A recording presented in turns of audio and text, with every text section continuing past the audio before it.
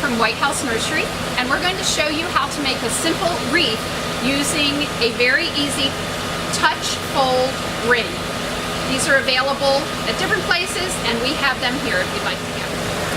With the soft touch ring, it's real easy. First, you need to cut some greens. This happens to be from a yew bush out in my yard, and this is Leland cypress. So don't feel obligated to only use traditional Christmas greens. The only tricky part is where you start and where you end. You want to gather up enough branches in your hand, and we're going to clamp them, but we want the greens to cover the clamp previous. So as I place these in here, in the clamp, I simply bend down the clamps in place, but I have made sure that they are covering this clamp that will be my last clamp. You'll see why at the end. The longest part of this is getting your greens cut into the right length. You don't want something too long, nor do you want it too short.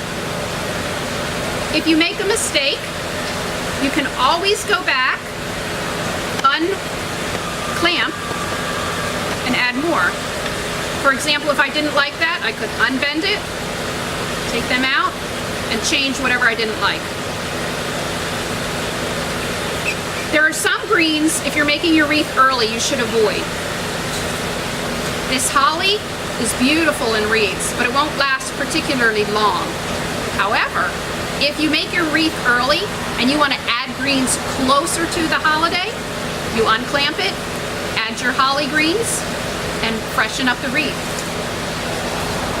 Holly berries are quite beautiful. These will ripen as the holidays come, but the berries will drop.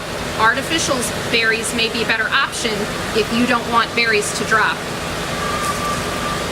Ivy leaves can be added. Do that towards the end. Avoid the young growth tips.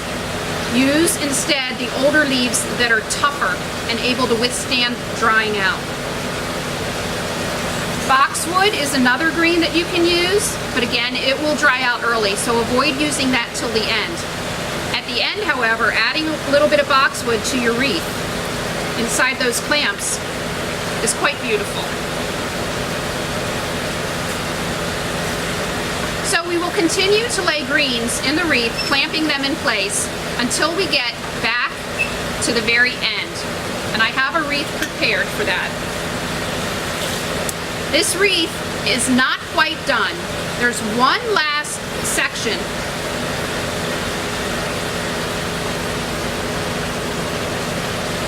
This is the clamp previous, you can see right there.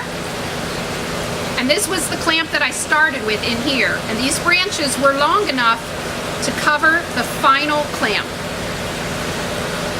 So I take my last handful of greens, make sure they're not too long.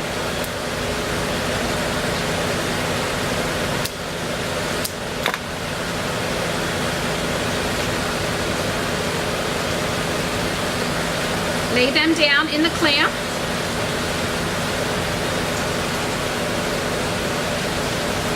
It's a little bit hard to find the clamp. Sometimes we add some berries or rings, things just to mark where we end.